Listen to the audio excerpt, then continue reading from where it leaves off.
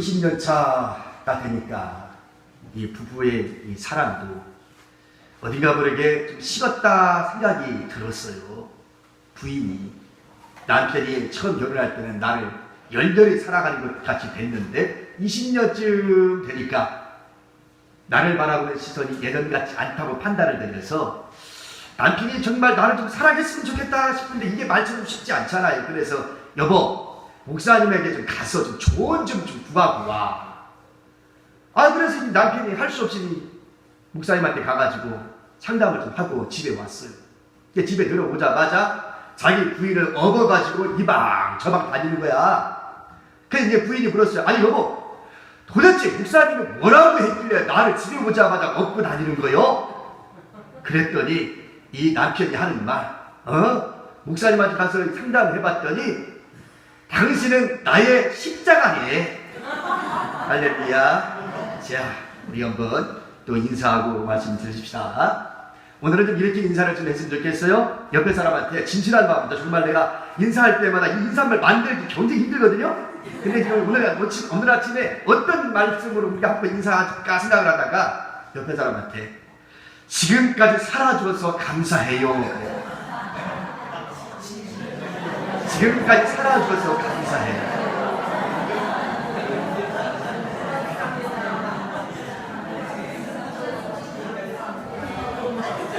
아멘입니까? 진짜잖아. 지금까지 살아줘서 감사해. 얼마나 사건 사고가 많은 이때에 우리가 내가 지금 동시대에 여러분과 내가 한 시대에 같이 살 수 있음이 감사합니다. 여러분, 누가복음 7장 36절 이하에 보면 띄워봐라. 누가복음 7장 36절 이하를 보면 무슨 말씀이 나오냐면 이런 말씀이 나와요. 예수님께서 바리새인의 집에 초대를 받아요.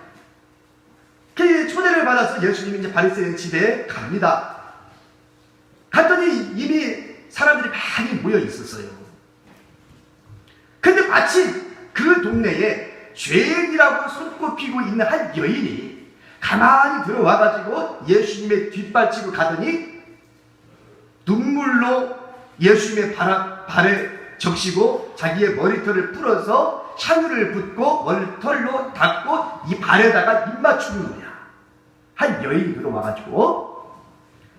그러게 이 바리새인이 가만히 바라보니까 향유가 보통 값이 나가는 게 아닌데, 아니 저 사람은 선지자가 아니구먼. 왜냐? 저 사람이 정말로 참된 선지자라면 이 여인이 누구며 이 사람이 어떤 죄인인 줄을 알았습니다.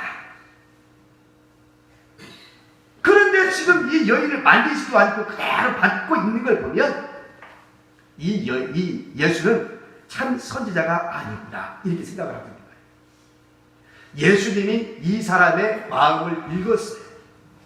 그래 단도직입적으로 이 바리새인한테 야 아니다 라고 얘기를 못하니까 돌려가지고 베드로를 불러. 야 베드로야, 예 예수님, 내가 너한테 할 말이 좀 있다. 예 말씀하시옵소서. 내가 너희 집에 들어갈 때는 너는 나한테 발 씻을 물도 주지 않았다. 너는 내가 너희 집에 들어갈 때는 극진한 표정을 나한테 해주지 않았다. 그런데 이 여인이 행한 일을 네가 보느냐? 이 여인은 지금 와서 자신의 눈물을 흘리면서 내 발을 적셨고 향유를 내 발등에 부으면서 자신의 머리털을 풀어서 내 발을 씻었으며 입을 갖다 대면서 입맞춤까지 힘듭니다. 그러면서 한 가지 예를 들어요. 내가 예를 들을 테니까 네가 한번 맞춰봐라. 어떤 집에 두 사람이 빚을 졌는데 한 사람은 500데나리온의 빚을 졌고 또 한 사람은 50데나리온의 빚을 졌느니라. 그런데 이 채주가 이 두 사람이 빚을 갚을 수 있는 능력이 없다고 판단을 해서 두 사람 전부 다 빚을 다 탕감해 줬다. 너의 생각에 누가 더 이 주인의 사랑을 받은 사람이라고 생각하느냐? 그러니까 베드로가 하는 말이 아니 예수님 문제라고 됩니까? 그야 당연히 많이 탕감 받은 사람이 더 많은 사랑을 받았겠죠. 그래 네 말이 옳도다. 그래 네 말이 옳다. 그러면서 중요한 말씀을 하나 하는데요. 어디를 보냐면 47절입니다. 47절 읽을게요. 같이 한번 읽어봐요. 누가복음 7장 47절에 이렇게 예수님이 이렇게 이야기합니다. 같이 읽읍시다. 시작. 이러므로 내가 네게 말하노니 그의 많은 죄가 사하졌도다. 이는 그의 사랑함이 많음이라. 사함을 받은 일이 적은 자는 적게 사랑하느니라. 아멘. 이 말을 다른 말로 하면 이런 얘기잖아요. 많이 사랑을 받은 사람은 많이 사랑을 하고 적게 사랑을 받은 사람은 적은 사랑을 할 수밖에 없다. 그러니까 이 여인은 지금 자기가 와서 눈물로 예수님의 발등에 적시고 머리끈을 풀어서 향유를 붓고 입맞춤까지 하고 있는 것은 이 여인은 자기가 받은 사랑이 너무 크기 때문에 이렇게 하는 것이다 라고 하는 얘기를 한 거예요. 이 말을 감사라는 말로 한번 대입을 시켜봅시다. 우리가 다음 주 이제 감사주일을 지키는데 저와 여러분이 내가 감사할 일이 많은 사람은 감사를 크게 할 것이고 내가 그동안 살면서 아이고 난 감사할 일 별로 생각나는 게 없네. 그러면 여러분 감사할 수 있는 사람도 적게 감사할 거예요.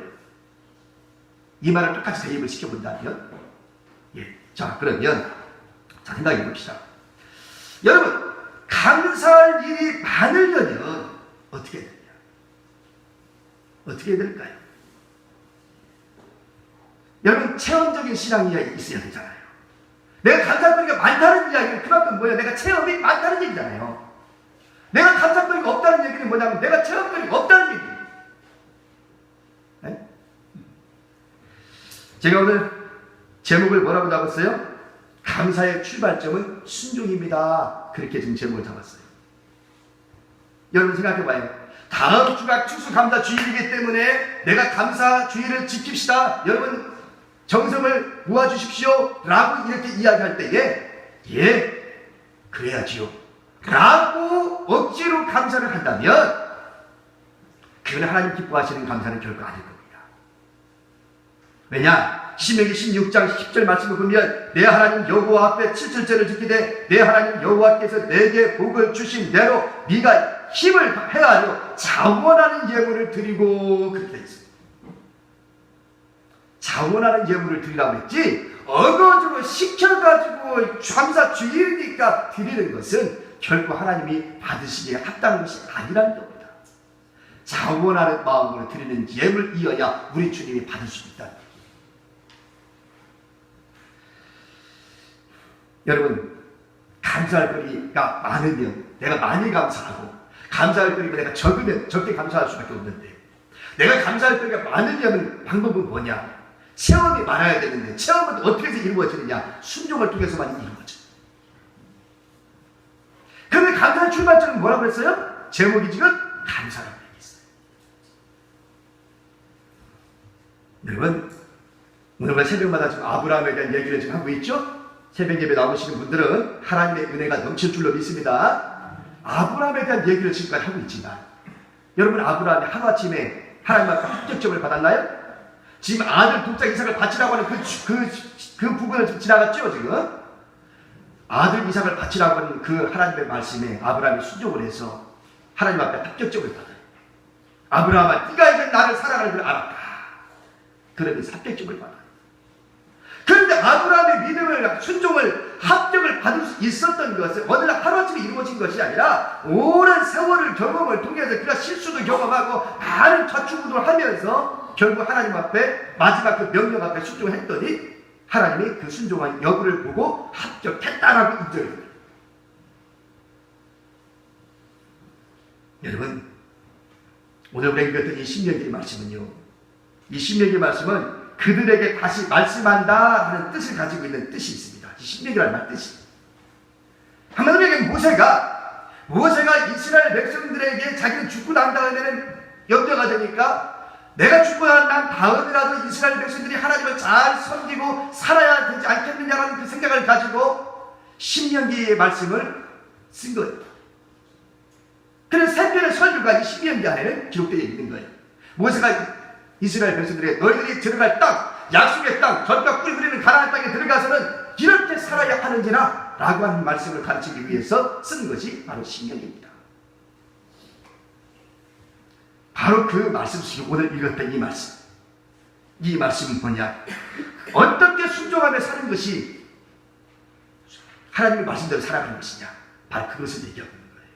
그 첫 번째가 뭐냐? 하나님의 명령을 지키는 것이 순종이다. 그 말입니다. 따라해 봅시다. 하나님의 명령을 지키는 것이 순종입니다.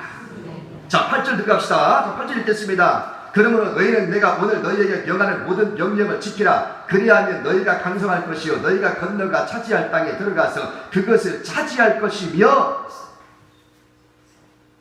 자, 여러분, 우리는 신앙생활을 하면서 수없이 하나님의 말씀을 들어요. 읽고 들었어요. 보고 했어요. 지금까지 살면서 수없이 하나님의 말씀을 읽고 묵상하고 듣고 했는데 이 모든 것을 단 한 단어로 우리가 줄인다면 두 가지. 뭐냐? 하라는 것과 하지 말라는 것. 맞죠? 하나님의 말씀을 우리가 읽어보면 딱 두 가지가 갈라지는데, 하나는 뭐예요? 하라는 것과 또 하나는 뭐예요? 하지 말라. 이 두 가지가 없어요. 그 많은 말씀을 딱 줄여봅니다. 하나님의 명령을 지킬 때 풍성한 삶이 보장되어 있습니다. 하나님은 하라고 명령하시고 왜 하지 말라고 이야기하느냐? 그 하나님의 말씀대로 살 때에 그 말씀대로 기록된 대로 살면 풍성한 삶이 오늘 우리에게 보장되어 줄 수 있다는 측면에서 하나님이 하라고 할 때 있고 어떤 때는 하지 말라고 얘기한다. 이 말.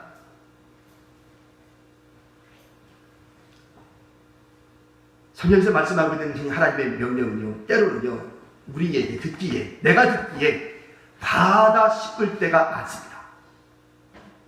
네? 바다 싶을 때가 많아요. 예를 들어 뭘까요? 여러분, 안드레와 베드로를 우리 주님이 찾아오셨습니다. 베드로와 안드레에게 찾아와서 하는 말이에요. 그들이 배에다가 그물을 싣고 있는 데에 와서 하시는 말씀이, 베드로야, 안드레야, 너희는 배와 그물을 버려두고 나를 쫓으라. 여러분, 베드로나 안드레 입장에서 받아들이기 쉬웠었나요? 배도 버리고 그물도 버리래요. 그러면 나를 쫓으라고 했어요. 다 하죠. 사르밧 과부, 이 사르밧 과부에게 남아있는 건 기름 두 개에 기름 한 주고, 그 다음에 밀가루 두 개에 밀가루 한 주. 엘리야가 거기에 갔을 때에 마지막으로 그거 가지고 떡 만들어 먹고 죽으리라 라고 얘기했던 사람이에요.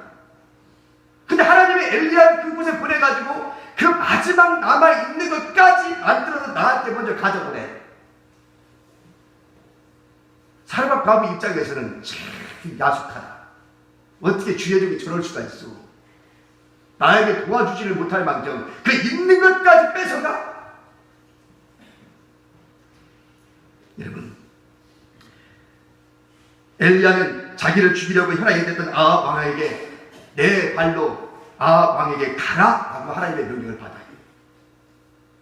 아니, 하나님, 저 아합 왕이 지금 나를 죽이려고 하고 있는데 내 발로 그 사람을 찾아가라고 말하다니요. 내가 어떻게 찾아가? 저 사람 나 죽이려고 하고 있는데 지금. 여러분, 호세아일까요? 호세아는 사람의 일생에 결혼 한 번 합니다. 물론 뭐 여러 명 하는 사람 있겠습니다만 그건 비정상적이고, 정말 일생에 한 번에 결혼하는 거잖아. 따지고 보면.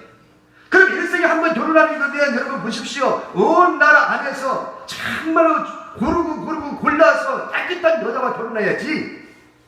고르고 고른다는 것이 그 당시에 소문난 창녀인 고멜과 결혼하래요. 하나님께서 누구에게? 호세아. 너 창녀 고멜하고 결혼해? 이러거든.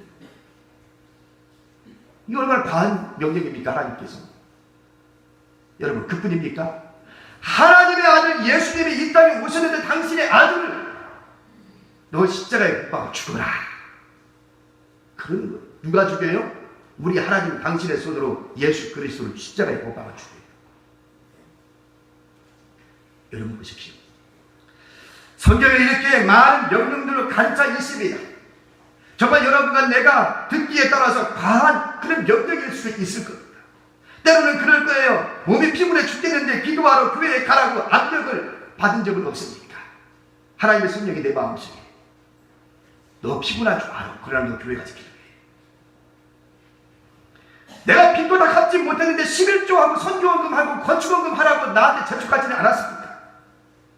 아니 빚도 있는데, 아니 나 좀 부담스러워 죽겠는데 지금도 빚이 많아서, 그런데도 11조 하라, 그런데도 선교원금 하라, 성경 건축원금 좀 하라. 그리고 내 마음속에 하나님의 울림이 없는가요? 거짓말하지 말고, 도무지 정말 장사할 때 거짓말하지 말고 하라. 이것도 우리 감당할 수 있는 얘기잖아요. 주일 성수를 좀 하라고 명령하지 않던가요? 태신자는 끄떡도 하지 않는데 너 전도회에서 데리고 오라고 재촉하지 않던가요? 모두가 뭐예요? 나한테는 너무 과한 명령 같아요. 하나님께서 너무 지나친 명령 같아. 그런데 성경은요, 이런 이야기로 가득 차 있어요. 내가 지킬 수 있는 것만 지키라고 말하지 않습니다. 때로는 나에게 과하게 명령하실 때도 많이 있습니다. 때로는 권면도 많이 있지만 이럴 때 내가 지키기 참 거북하고 부담스러운 말씀들이 많다고 합니다. 그런데요, 하나님은요, 당신의 뜻을 밝히고 난 다음에 이렇군 저렇군 얘기하지 않아요. 너 이 말씀들을 지키면 축복이 있을 것이고, 지키지 않으면 불순종하게 되면 저주가 있을 것이다. 이렇게 얘기를 합니다. 하나님 말씀 보면 이렇게 되어 있으면 내가 오늘 하늘과 땅을 불러 너희에게 증거를 삼노라. 내가 생명과 사망과 복과 저주를 내 앞에 두었은즉 너와 내 자손이 살기를 위하여 생명을 택하고 내 하나님 여호와를 사랑하고 그의 말씀을 청종하며 또 그를 의지하라. 그는 내 생명이시요 내 장수이시니 여호와께서 내 조상 아브라함과 이삭과 야곱에게 주리라고 맹세하신 땅에 네가 거주하리라. 분명히 뭐라고 그래요? 생명과 사망과 복과 저주가 내 앞에 있대. 우리 앞에 있어요. 멀리 있는 게 아니에요. 내 앞에 있어요. 생명과 저주가 있고 축복과 저주가 같이 내 앞에 있어요. 이거를 있는데 뭘 선택하라는 거예요? 생명을 선택하. 그 하나님의 말씀을 지키는 것은 내가 생명을 선택하는 것이고, 하나님의 말씀을 내가 선택하지 않는다는 얘기는 나는 사망을 선택한다는 것이고 나는 저주를 선택한다는 얘기입니다. 하나님께서 명령하는 것을 지키는 것은 참된 순종입니다. 듣기도 잘해야 되지만 듣는 것 잘하는 것만큼 우리는 행동으로 옮기는 것도 대단히 중요하다는 것을 우리는 말하고자 합니다. 하나님 말씀을 지키는 것이 진짜 순종이지요. 우리가 아무리 많은 것을 들어도 그 말씀 실천하지 않으면 그는 순종이 아니에요. 여러분, 순종의 기준도요, 나한테 있는 게 아니에요. 누구한테 있어요? 하나님한테 있어요. 내가 내 나름대로 순종했다고 하는데 하나님이 기준으로 봤을 때 내가 너 순종했다고 여기지 않는다면 나 순종한 거 아니에요. 여러분, 아브라함은 그랬다니까요. 아브라함은 자기 나름대로 순종을 했어요. 그런데 나중에 하나님 찾아오셔서 하시는 말씀이 너는 네 기준 갖고 순종했지 내 기준 갖고 순종한 거 아니야 라고 얘기합니다. 여러분, 그래서 철저히 깨뜨리는 과정을 겪으면서 독자 이삭을 마지막으로 시험해야 돼요. 하나님께서 너 이삭 독자를 내가 100살에 너한테 줬던 그 이삭 하나밖에 없는 외아들 너 이삭을 나한테 번제로 바쳐라. 이게 마지막 시험이었던 거예요. 그동안 그전까지는요, 아브라함은요 하나님의 말씀 듣고 음성도 듣고요 많은 체험도 했지만요 자기의 틀 속에서의 믿음이 했던 거예요. 자기 기준으로 순종했고 그 마지막 절정이 어디냐? 이삭을 바치라는 얘기였습니다. 네가 어디까지 순종하고 네가 어디까지 포기하고 어디까지 나한테 드릴 수 있느냐. 여러분, 하나님의 말씀을 왜 이렇게 순종하라고 말씀할까요? 왜 이 말씀을 지키라고 그렇게 말할까요? 때로는 내가 지키기 감당할 수 없는 이야기인데도 불구하고 말입니다. 그것을 하나님 나에게 뭐 주기 위한 거예요? 축복 주기 위한 거예요. 절대 우리 하나님 저와 여러분들의 것을 뺏어가는 분이 아닌 줄 믿으십니다. 여러분, 헌금하는 것도 여러분의 것을 하나님 뺏어가려고 헌금하는 얘기 아니요. 여러분과 나에게 축복을 주시기 위하여 헌금하라는 것이지. 그 다음 두 번째, 하나님을 절대적으로 의지하는 것이 순종입니다. 따라해봐요. 하나님을 절대적으로 의지하는 것이 순종입니다. 여러분, 10절부터 12절까지 말씀을 보면 그런 얘기가 나와요. 요약해서 말씀드립니다. 이미 읽었습니다. 10절부터 12절까지 말씀을 보면 여기에 애굽 땅과 약속의 땅 가나안 땅과의 비교를 하고 있어요.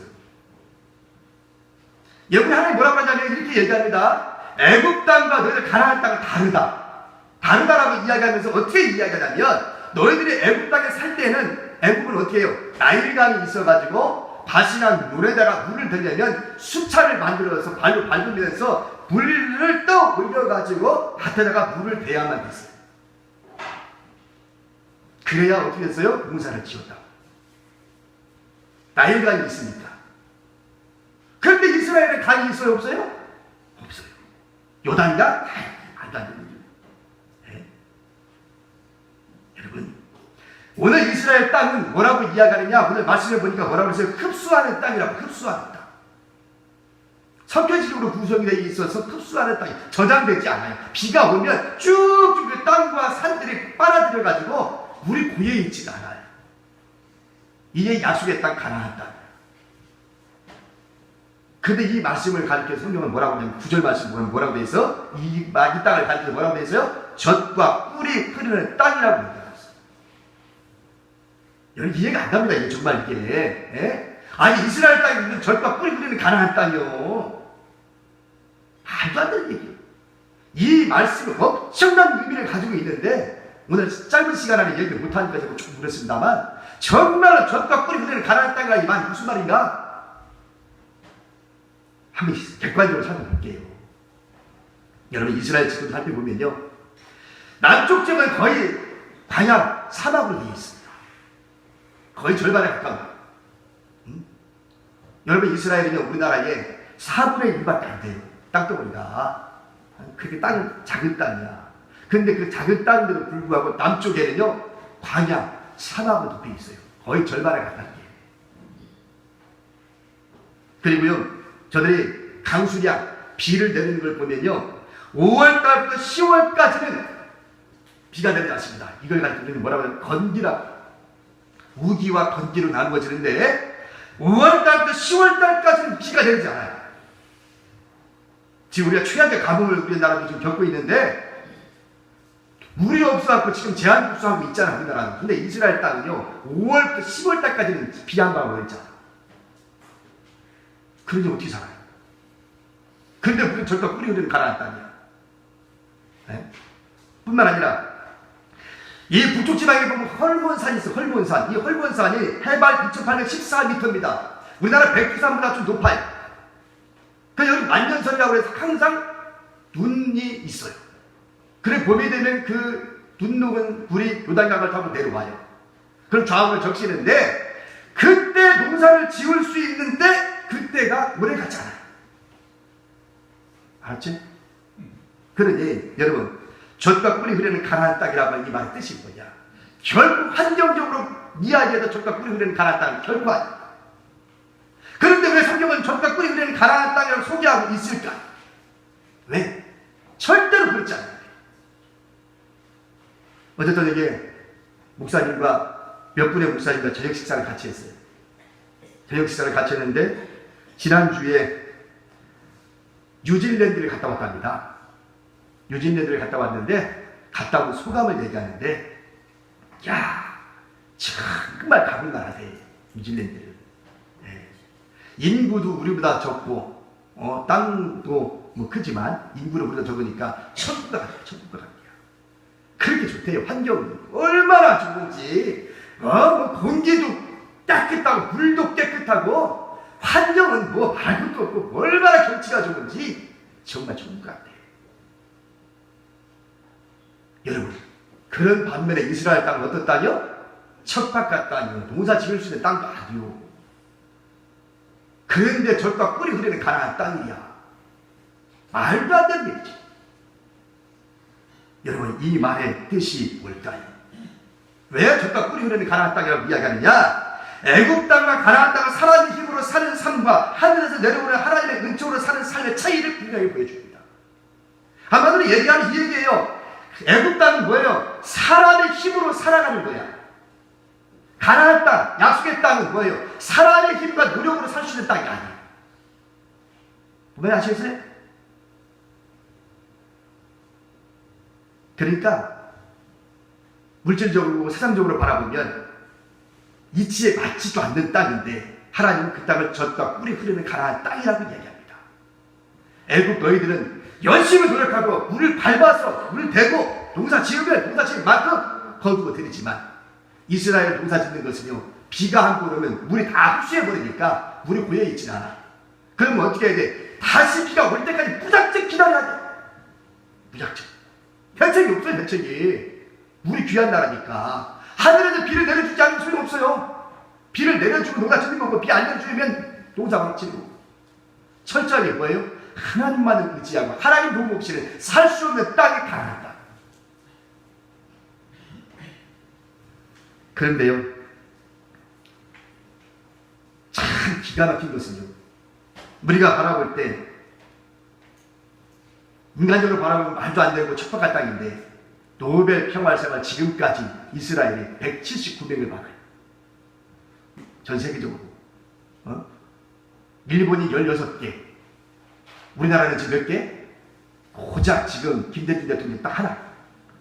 아직까지 우리는 노벨상 받은 사람이 없어요. 김대중 대통령 말고.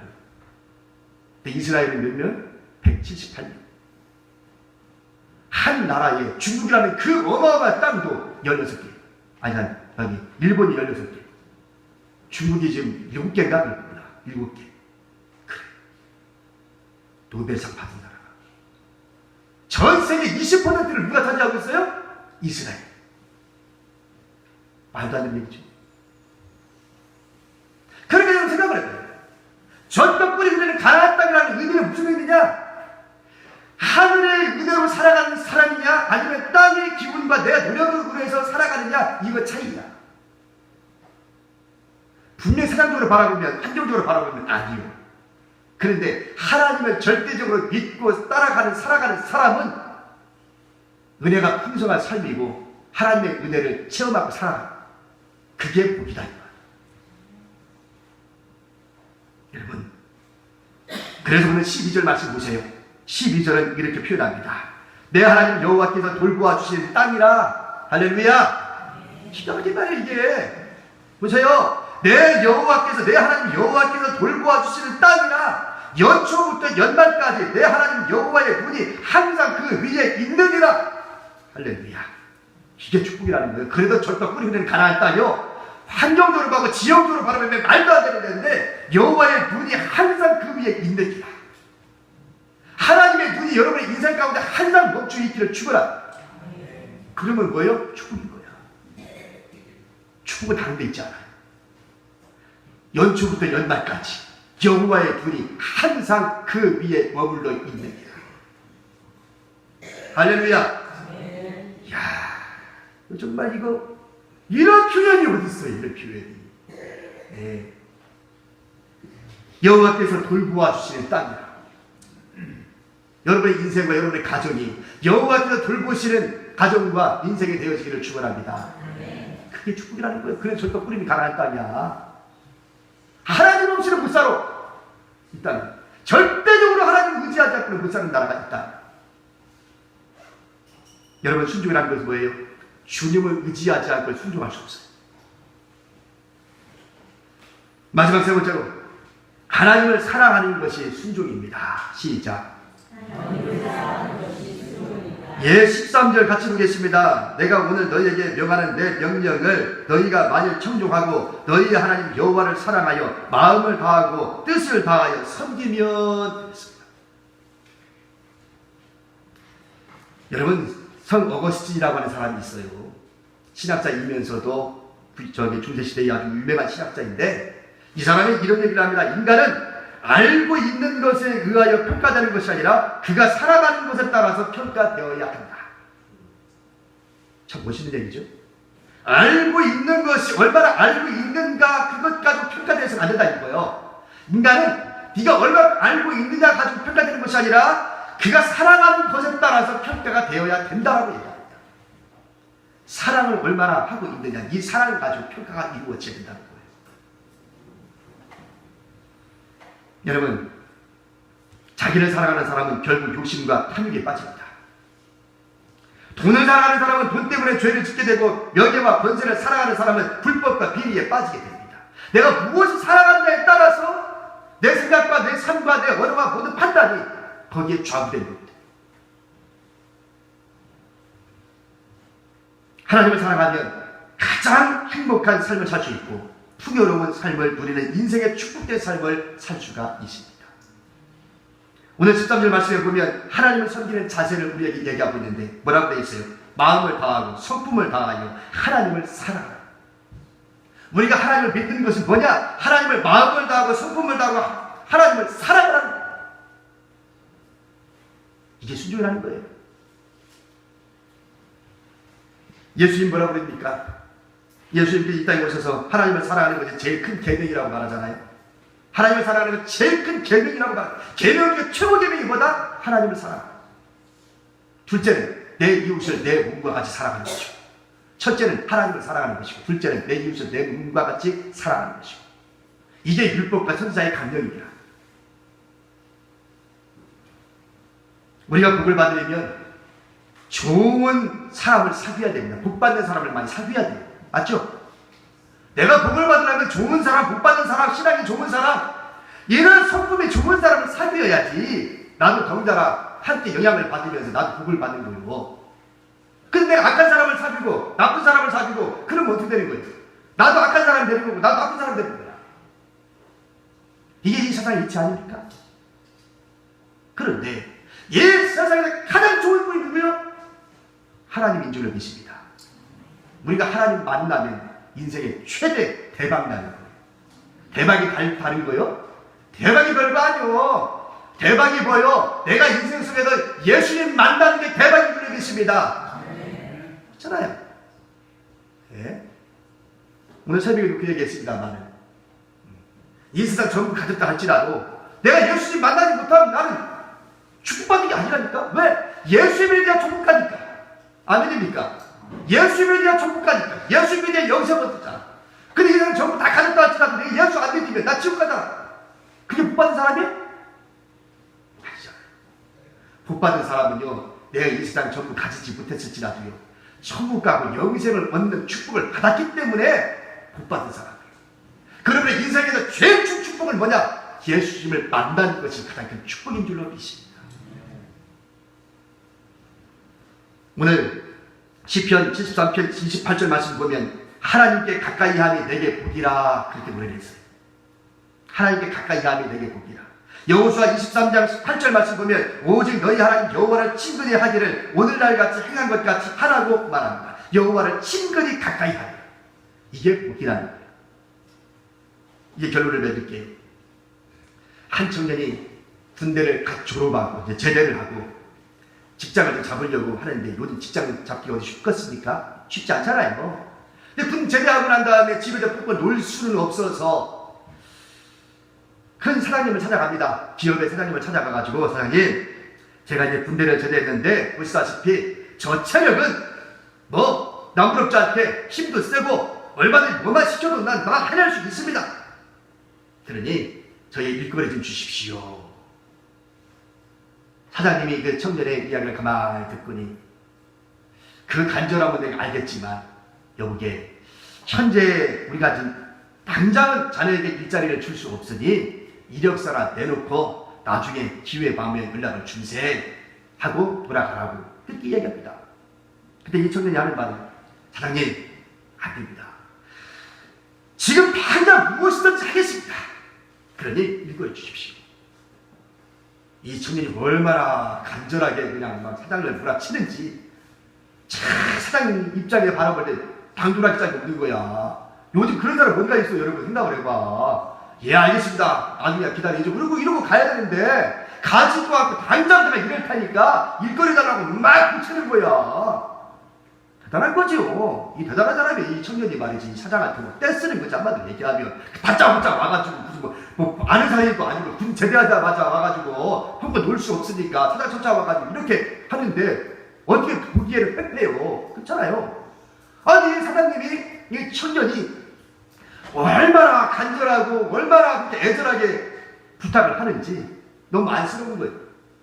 그래서 좋아 그러면 여기에 미국에 벽돌이 쌓여있는 대로 데리고 가더니 여기 벽돌 이렇게 쌓여있지? 예 이 벽돌을 저쪽으로 옮겨놓게라. 그랬어요. 뭐든지 시키면 하겠다고 그러니까 예 알겠습니다 사장님. 그래서 이제 깽깽 땀 흘려가면서 벽돌을 여기 있는 벽돌을 그 많은 벽돌을 저쪽으로 다 옮겼어요. 그러고 보니까 사장님 끝났습니다. 그리고 내일 뭐라 내일 갔었는데 하룻밤 자고 갔어요. 갔더니 사장님이 하는 말이 여보게 저쪽에 자네가 어제 쌌던 이 벽돌이 있잖아. 그 벽돌 이쪽으로 다 옮겨. 그러는 거야. 웬만한 사람이 보통 뭐라 그래. 아니 여보시오. 당신 나 골탕 먹이려고 작정했어? 내가 당신한테 뭐 이렇게 뭐 취직자를 달라고 떼었다고 당신 나한테 해보자는 거야? 아마 그랬을 거야. 보통 사람 못해요. 왜? 아니 뭐 여기 그 큰 거를 싸다가 저쪽 다 옮겨놨는데 또 왔더니 그것도 다시 저 자리에 옮겨놓으랴. 무슨 의미가 있어 이게. 근데 이 청년이 아무런 배국도 하지 아니하고 사장님 예 알겠습니다. 그러고서 여기 있는 걸 그대로 옮겨요. 사장이 가만히 그 청년을 쳐다보면서 됐다. 그래서 이 청년을 특채를 합니다. 특채. 도저히 방법을 안 되는 사람인데 사장 눈에 들었잖아. 불평 불만도 없이 그대로 말없이 묵묵히 하는 걸 바라보면서 너의 순종하는 모습을 보면 특채를.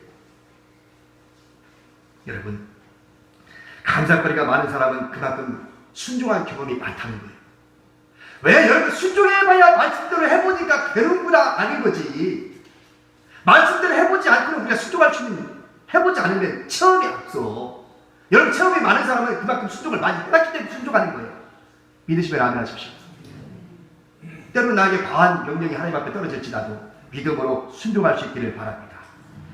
순종하는 사람은 절대적으로 하나님만을 의지하고 순종합니다. 그리고 순종하는 사람은 하나님을 사랑하면서 순종할 수밖에 없어요. 사랑하는 거 어떻게 순종 안 합니까? 사랑 안 하니까 순종 안 하는 거지.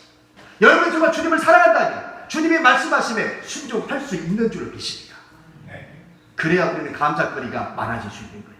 바라기는 다음 주 우리가 감사함을 하나님께 드릴 때에 여러분 많이 감사할 수 있기를 축원합니다.